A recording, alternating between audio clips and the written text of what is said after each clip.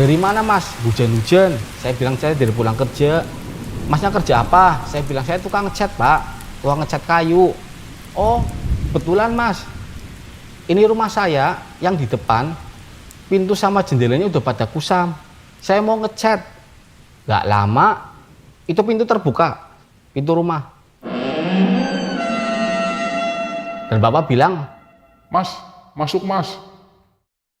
nah di situ kejadian yang mungkin di luar logika mas. Di situ saya melihat dia ibu-ibu sama anak kecil 2 mas.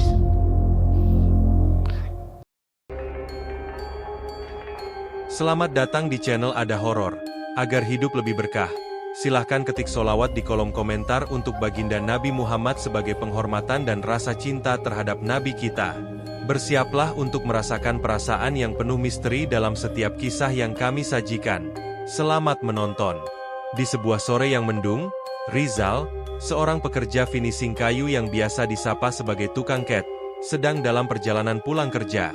Ia berasal dari Tegal, kota kecil yang dikenal dengan Warung Tegal atau Wartegnya. Saat itu, hujan rintik mulai turun saat ia melintasi jalan utama menuju rumahnya. Namun, jalanan ditutup karena ada acara MTQ di dekatnya, sehingga ia memutuskan mencari jalan alternatif melewati sawah-sawah yang sunyi. Cuaca semakin gelap, dan suasana menjadi mencekam ketika 2 anak pramuka menyalipnya dengan kecepatan tinggi. Tak lama kemudian, terdengar suara benturan keras. Seekor kucing malang tertabrak oleh motor mereka. Kepala kucing itu pecah. Darahnya berceceran di jalan. Meski takut pada darah, Rizal memutuskan untuk menguburkan kucing tersebut di sebuah kebun dekat sana. Dengan pakaian basah karena hujan, ia melanjutkan perjalanan pulang. Namun, hujan semakin deras, dan Rizal terpaksa mencari tempat berteduh. Ia melihat sebuah rumah besar yang tampak kosong, dengan gerbang terbuka sedikit. Setelah meminta izin dengan mengucap salam, seorang suara tua menyuruhnya masuk. Di dalam, seorang kakek berpakaian putih dan bersarung menyambutnya. Namanya Pak Karim, pemilik rumah tersebut. Melihat kondisi pintu dan jendela yang kusam, Rizal menawarkan jasa pengecatannya. Tanpa banyak tawar-menawar, Pak Karim setuju dan memberikan uang makan serta kunci rumah kepada Rizal. Silakan kerjakan, Mas. Saya percaya sama kamu, katanya dengan nada tenang. Rizal pun pulang dan membawa kabar ini kepada rekannya, Budi. Keesokan harinya, Rizal dan Budi datang ke rumah Pak Karim. Mereka menemukan uang dan kunci di bawah pot seperti yang disebutkan Pak Karim. Rumah itu benar-benar kosong.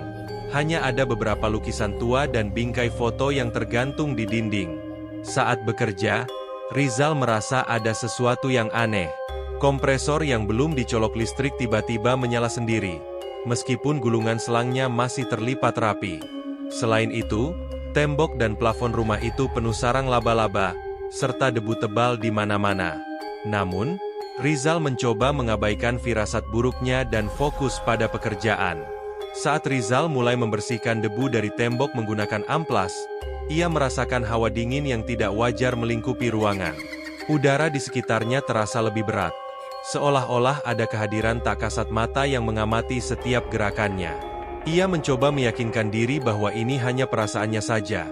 Namun ketika ia memandang ke arah cermin besar yang tergantung di salah satu sudut ruangan, ia melihat bayangan samar seseorang berdiri di belakangnya.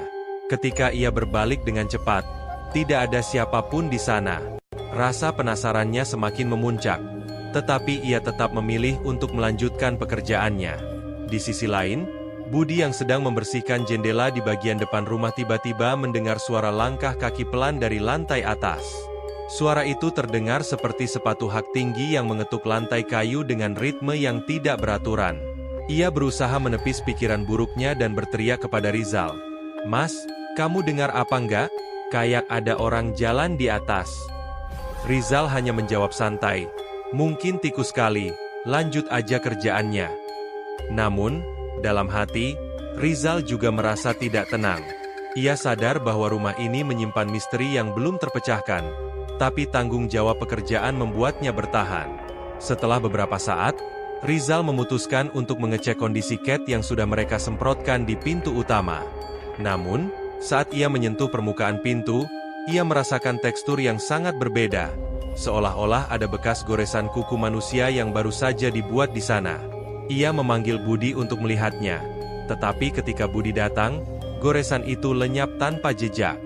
Budi hanya menggelengkan kepala. Kayaknya kita harus cepat-cepat kelar kerjaan di sini, Mas. Aku nggak enak banget sama suasana rumah ini.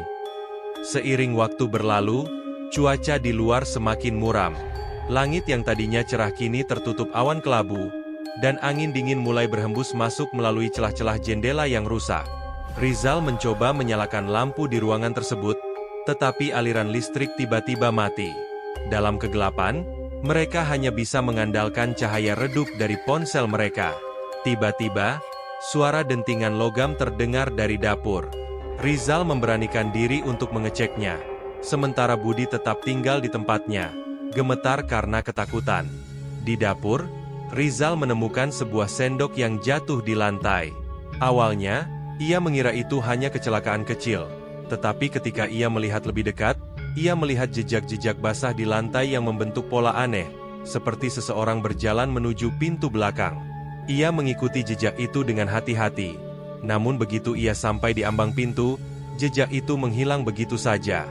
Rizal merasa bulu kuduknya berdiri, tetapi ia memaksakan diri untuk kembali ke ruang utama demi melanjutkan pekerjaan. Pada saat yang sama, Budi yang masih di ruang tamu mulai merasakan sensasi aneh pada kulitnya, seolah-olah ada sesuatu yang menyentuh lehernya dengan lembut. Ia menoleh ke belakang, tetapi tidak melihat apapun. Namun, ketika ia melihat ke arah kursi tua yang berdebu, ia melihat bayangan seorang wanita duduk di sana dengan ekspresi kosong. Matanya tampak kosong, dan bibirnya bergerak-gerak seolah berbisik, meskipun tidak ada suara yang terdengar. Budi langsung berteriak memanggil Rizal, yang segera datang untuk menenangkannya. Kita nggak bisa terus-terusan ngerjain ini, Mas.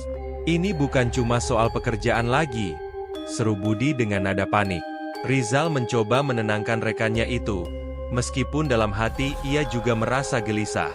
Ia tahu bahwa ada sesuatu yang tidak wajar di rumah ini, tetapi ia tidak ingin menyerah begitu saja. Kita udah ambil uangnya, Budi. Ini amanah.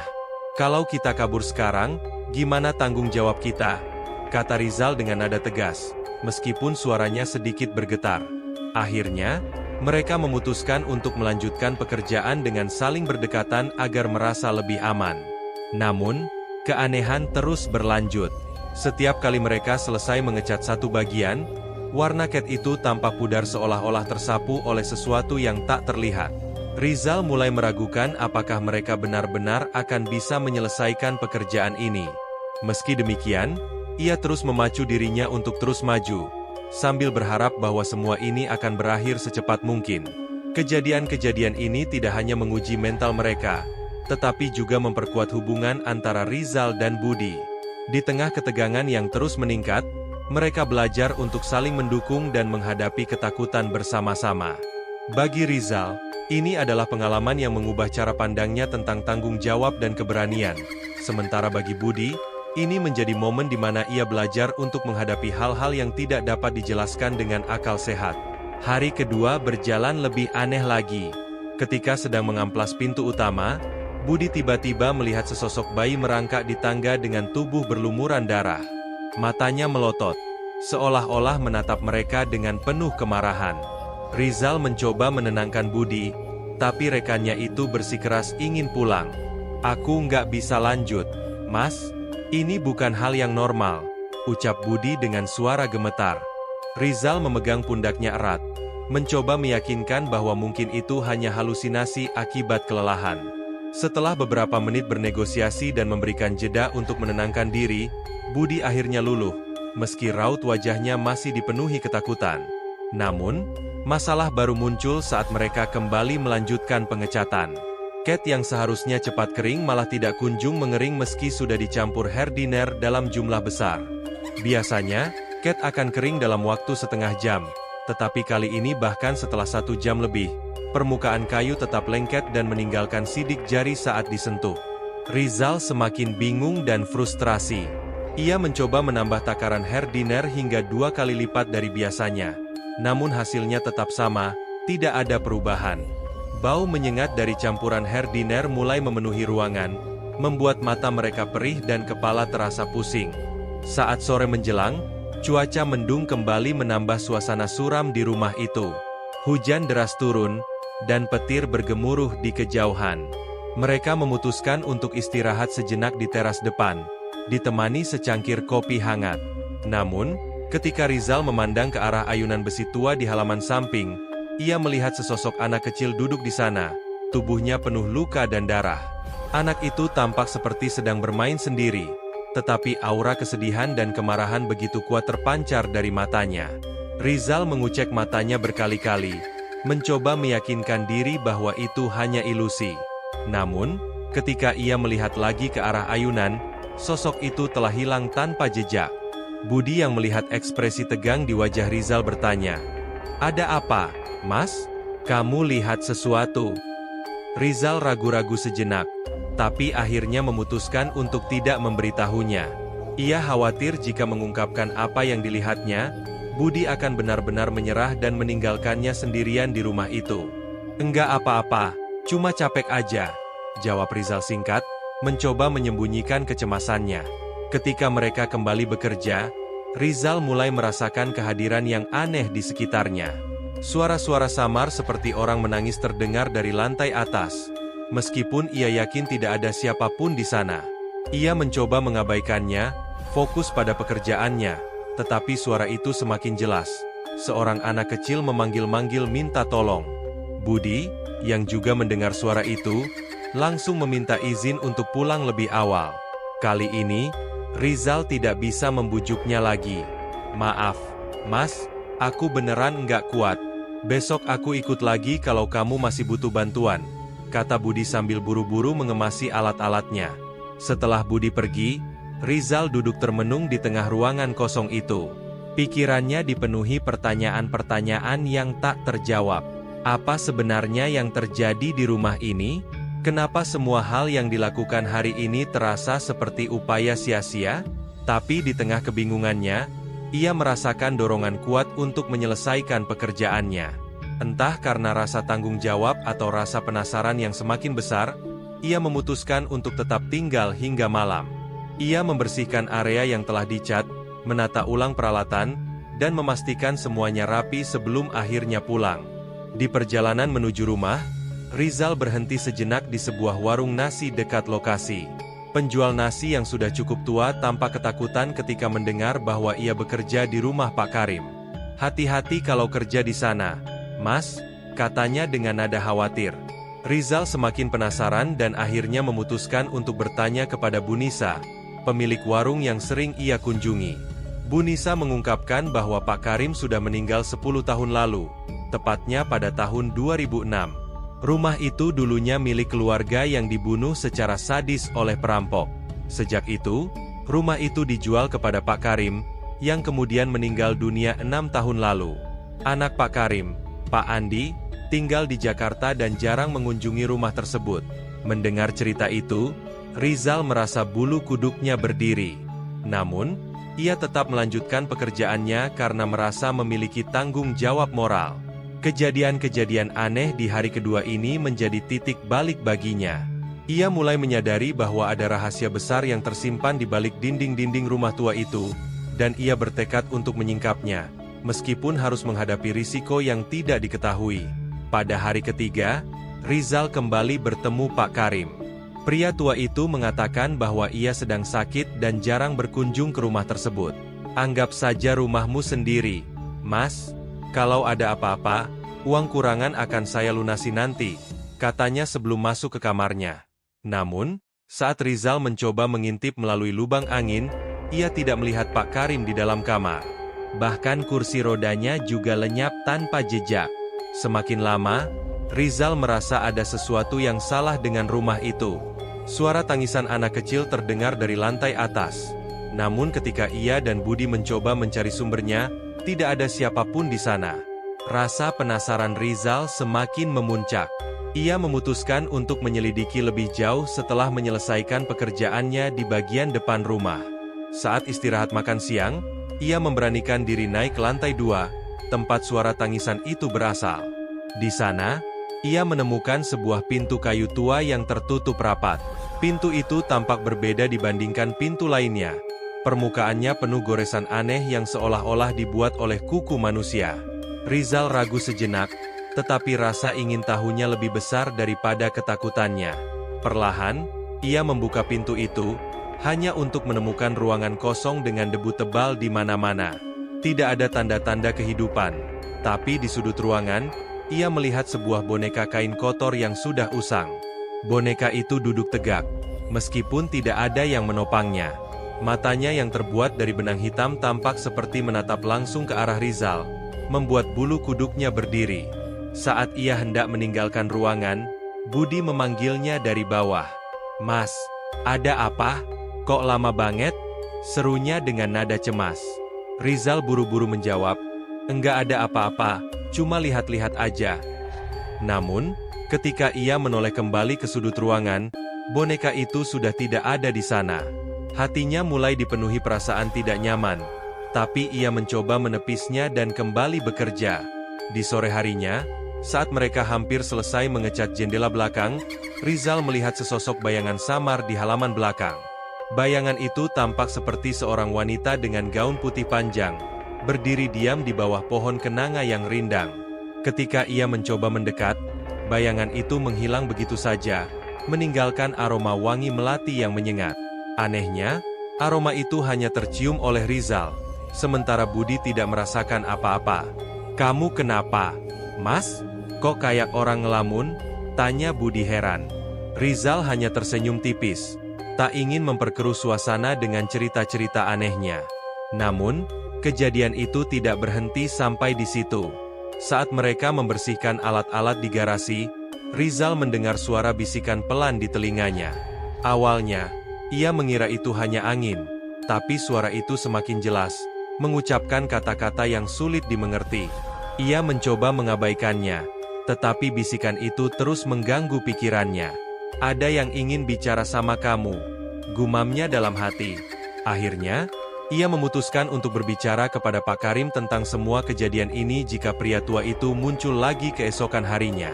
Malam harinya, setelah pulang kerja, Rizal tidak bisa tidur. Pikirannya dipenuhi oleh berbagai pertanyaan. Siapa sebenarnya Pak Karim? Mengapa rumah ini terasa begitu hidup meskipun kosong?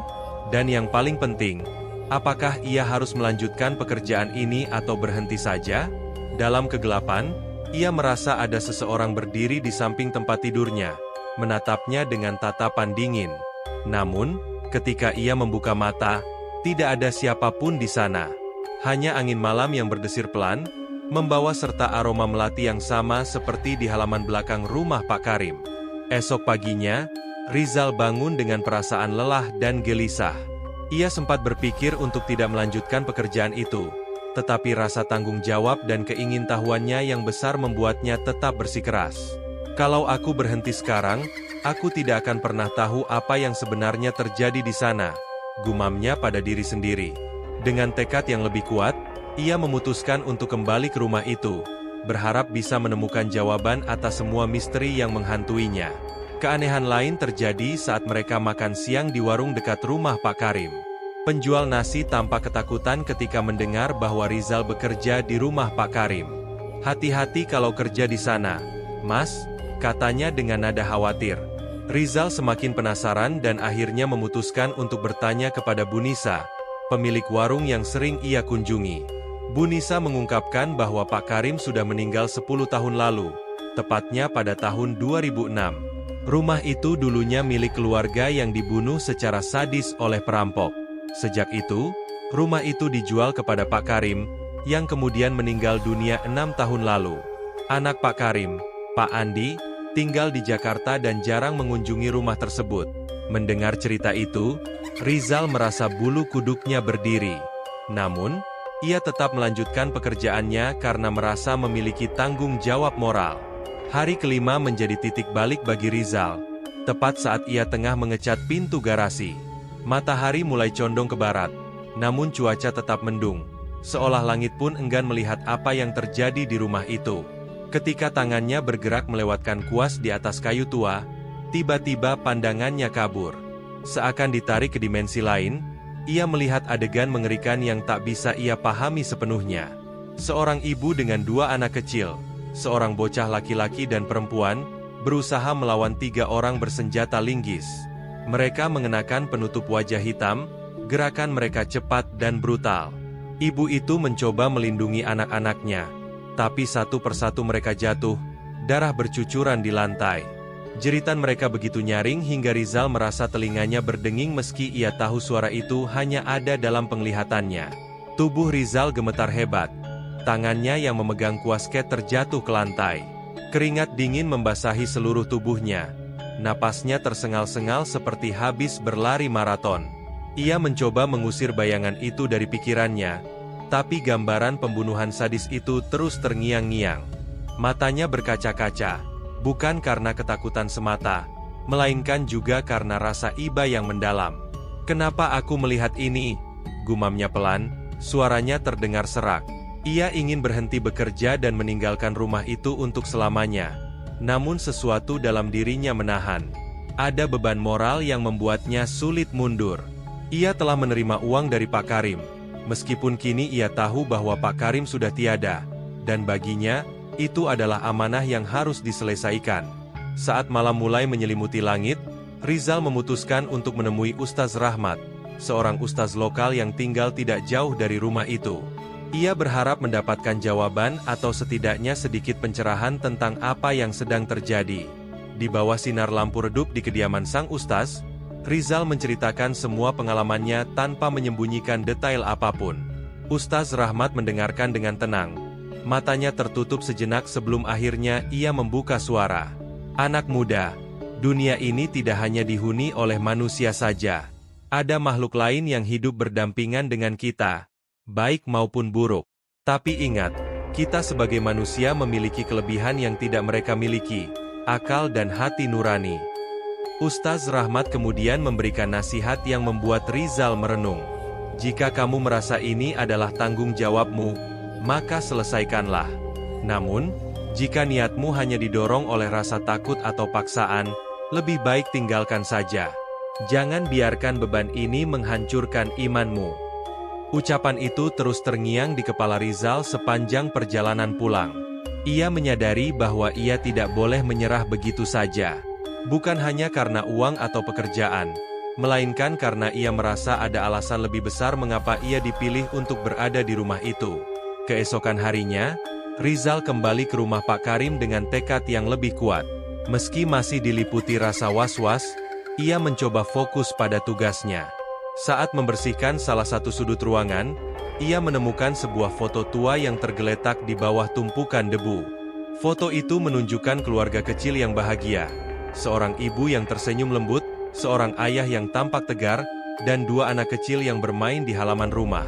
Wajah mereka begitu familiar, sama seperti yang ia lihat dalam penglihatannya kemarin. Jantung Rizal berdetak kencang. Ia menyadari bahwa keluarga dalam foto itulah korban dari tragedi mengerikan yang ia saksikan dalam visinya. Rizal memutuskan untuk menyimpan foto itu di sakunya, merasa ada hubungan aneh antara dirinya dan keluarga tersebut. Ia mulai bertanya-tanya apakah mereka mencoba menyampaikan pesan melalui dirinya. Pikiran itu membuatnya merinding, namun juga memberinya kekuatan. Ia merasa bahwa ia bukan hanya sekadar pekerja finishing kayu, melainkan seseorang yang dipilih untuk membantu menyelesaikan sesuatu yang belum terselesaikan di rumah itu. Di tengah proses pengecatan, Rizal mendengar suara tangisan lagi. Kali ini lebih jelas, datang dari arah kamar utama. Suara itu terdengar seperti ratapan seorang ibu yang kehilangan segalanya. Alih-alih lari atau mengabaikannya, Rizal justru menghampiri sumber suara. Pintu kamar utama sedikit terbuka, dan ia melihat siluet seorang wanita duduk di tepi ranjang. Wanita itu menangis terseduh-seduh, tubuhnya bergetar.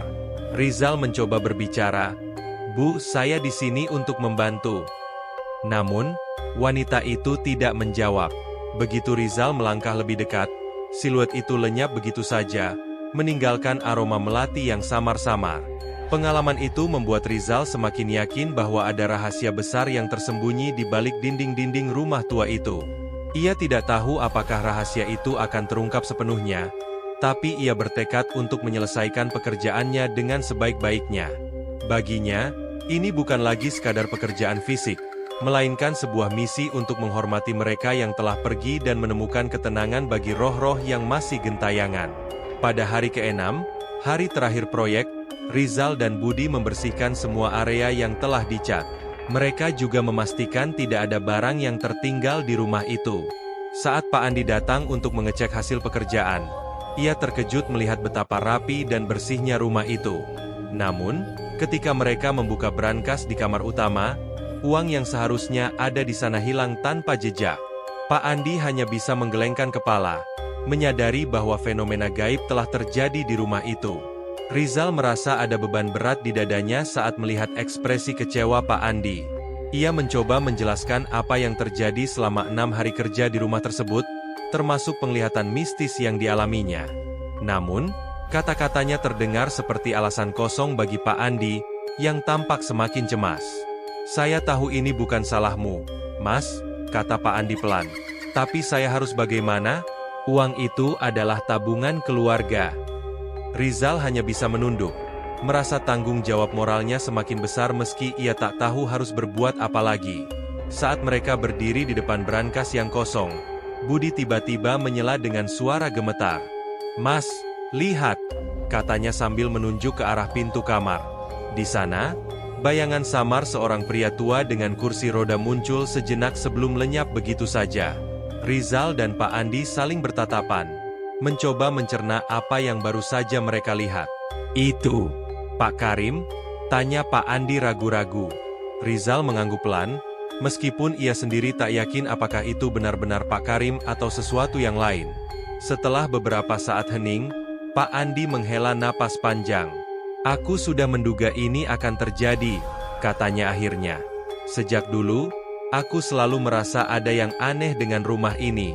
Tapi aku pikir setelah direnovasi, semua akan baik-baik saja." Rizal mendengarkan dengan penuh perhatian, menyadari bahwa Pak Andi menyimpan rahasia yang lebih dalam tentang rumah itu. Ia memberanikan diri bertanya, "Pak, kenapa Bapak jarang ke sini? Apa ada sesuatu yang terjadi di masa lalu?" Pak Andi terdiam sejenak, seolah mempertimbangkan apakah ia harus berbagi cerita atau tidak. Akhirnya, ia mulai berbicara dengan nada pelan namun penuh emosi. "Ayahku meninggal di rumah ini," katanya. "Dan sebelum meninggal, beliau sering bercerita tentang hal-hal aneh yang terjadi di sini. Aku pikir itu hanya imajinasinya karena usianya yang sudah tua. Tapi sekarang, aku mulai percaya bahwa ada sesuatu yang belum selesai di rumah ini." Kata-katanya membuat Rizal semakin penasaran, sekaligus merasa iba pada Pak Andi yang tampak begitu rapuh. Saat matahari mulai tenggelam, suasana di rumah itu semakin mencekam. Angin dingin berhembus pelan, meskipun jendela dan pintu semuanya tertutup rapat. Rizal dan Budi saling berpandangan, merasakan tekanan yang semakin kuat di udara. "Pak," kata Rizal hati-hati, "mungkin kita harus mencari tahu lebih banyak tentang sejarah rumah ini. Siapa tahu ada cara untuk menyelesaikan apa yang belum selesai." Pak Andi mengangguk pelan, wajahnya penuh keraguan. "Aku sudah mencoba menjual rumah ini berkali-kali," katanya, "tapi selalu gagal. Sepertinya rumah ini tak ingin dilepaskan." Sebelum meninggalkan rumah itu, Rizal memutuskan untuk melakukan satu hal terakhir. Ia mengambil sapu lidi kecil dari sudut ruangan dan mulai membersihkan debu-debu halus yang masih tersisa di lantai. Gerakan sapunya lambat dan penuh kesadaran, seolah-olah ia sedang melakukan ritual sakral. "Ini bukan hanya tentang pekerjaan, Mas," katanya kepada Pak Andi. "Ini tentang menghormati tempat ini dan orang-orang yang pernah tinggal di sini." Pak Andi terdiam, matanya berkaca-kaca saat menyaksikan dedikasi Rizal. Ketika langit semakin gelap, mereka akhirnya meninggalkan rumah itu. Namun, tepat sebelum menutup pintu, Rizal merasakan sentuhan lembut di pundaknya. Ia menoleh, tapi tak ada siapapun di sana. Hanya angin sepau-sepoi yang menyapu wajahnya, membawa aroma kayu lapuk dan bunga melati yang samar. "Terima kasih," bisik suara halus yang hanya bisa didengarnya. Rizal tersenyum tipis, lalu menutup pintu dengan hati-hati. Ia tahu, meskipun proyeknya telah selesai, cerita tentang rumah itu akan terus menghantui pikirannya untuk waktu yang lama. Beberapa tahun kemudian, Rizal kembali ke desa tersebut setelah mendengar kabar bahwa rumah tua yang pernah ia kerjakan telah dirobohkan. Bangunan baru akan didirikan di atas tanah itu, sebuah kompleks kecil dengan beberapa ruko modern yang rencananya akan disewakan untuk usaha keluarga. Meski begitu, kenangan tentang pengalaman mistisnya masih membekas di benaknya, seolah-olah bayang-bayang masa lalu terus mengikuti langkahnya. Saat ia berdiri di lokasi bekas rumah Pak Karim, angin sepal-sepal menyapu wajahnya, dan ia merasa ada bisikan halus yang tak terdengar jelas. Mungkin ungkapan terima kasih dari mereka yang dulu meminta bantuannya. "Semoga cerita ini bisa menjadi pelajaran bagi kita semua," katanya sambil tersenyum tipis. Meskipun dalam hatinya ia merasa sedikit lega bahwa tempat itu akhirnya diberi kesempatan untuk memulai hidup baru. Rizal melangkah mendekati area pembangunan.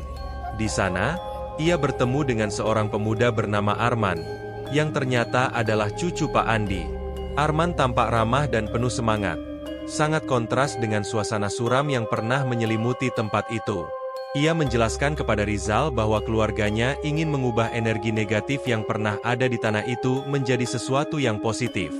"Kami ingin membuat tempat ini lebih hidup, Mas," ujar Arman dengan nada optimis. "Tapi, kalau boleh tahu, apa Mas Rizal punya cerita tentang rumah ini? Kakek saya sering bilang bahwa rumah ini menyimpan banyak kenangan, baik dan buruk." Rizal terdiam sejenak, ragu apakah harus menceritakan apa yang ia alami. Namun, melihat kesungguhan di mata Arman, ia memutuskan untuk berbagi, meskipun hanya sebagian kecil dari kisahnya. Ia berharap bahwa dengan berbagi, Arman bisa lebih menghargai pentingnya menjaga hubungan antara manusia dan alam gaib yang mungkin tidak terlihat. Setelah percakapan itu, Rizal dan Arman duduk bersama di bawah pohon besar yang masih tersisa di tepi lahan. Mereka berbincang tentang banyak hal, mulai dari pekerjaan hingga filosofi kehidupan. Rizal menemukan bahwa Arman memiliki pandangan yang cukup dewasa untuk seusianya. Pemuda itu percaya bahwa setiap tempat memiliki ceritanya sendiri, baik itu bahagia maupun tragis, dan tugas manusia adalah belajar dari cerita-cerita tersebut. "Kalau kita bisa memahami masa lalu, kita bisa menciptakan masa depan yang lebih baik," kata Arman sambil menatap reruntuhan yang kini mulai dibersihkan oleh para pekerja. Rizal tersenyum mendengarnya. Ia merasa ada harapan baru di tanah itu, sebuah siklus yang dimulai kembali dengan niat baik. Namun, saat senja mulai turun, Rizal merasakan sesuatu yang aneh. Sebuah suara samar-samar terdengar dari arah reruntuhan, seperti tangisan anak kecil yang pelan namun menusuk hati. Ia menoleh ke arah Arman, tetapi pemuda itu tampak tidak mendengarnya. Rizal mencoba meyakinkan dirinya bahwa itu hanyalah angin atau imajinasinya, tapi rasa penasarannya membuatnya berdiri dan berjalan mendekati sumber suara. Di sana, ia menemukan sebuah kotak kayu kecil yang tertimbun di antara puing-puing. Kotak itu tampak kuno, dengan ukiran yang sudah pudar. Ketika ia membukanya, di dalamnya terdapat sebuah surat tua yang ditulis tangan dengan tinta yang sudah memudar. Surat itu berisi permintaan maaf dari seseorang bernama Siti, yang mengaku sebagai istri dari pemilik rumah sebelum tragedi terjadi. Isi surat itu membuat Rizal terhenyak. Ia menyadari bahwa ada sisi lain dari kisah yang belum pernah ia ketahui sebelumnya. Rizal memutuskan untuk memberikan surat itu kepada Arman, berharap pemuda itu bisa memahami betapa rumitnya sejarah yang tersembunyi di balik tanah keluarganya. Arman membaca surat itu dengan penuh perhatian. Matanya berkaca-kaca saat ia menyadari betapa dalamnya penderitaan yang dialami oleh keluarga Siti. "Mungkin inilah cara mereka berbicara kepada kita," gumam Arman pelan, "melalui jejak-jejak kecil yang mereka tinggalkan." Rizal mengangguk setuju. Ia merasa bahwa kunjungannya kali ini bukan hanya sekadar nostalgia, tetapi juga bagian dari proses penyembuhan yang panjang bagi tanah itu. Dengan langkah ringan, ia meninggalkan lokasi pembangunan, membawa serta keyakinan bahwa setiap tempat, betapapun kelam masa lalunya, selalu memiliki peluang untuk memulai lagi dengan cahaya baru. Tamak. Jika kamu suka dengan cerita-cerita seperti ini, jangan lupa untuk like, subscribe, dan tekan tombol loncengnya agar kamu tidak ketinggalan cerita-cerita seru lainnya. Jangan lupa juga untuk share video ini ke teman-temanmu, agar lebih banyak orang yang bisa menikmati kisah-kisah menarik dan seru di channel kami. Terima kasih sudah menonton.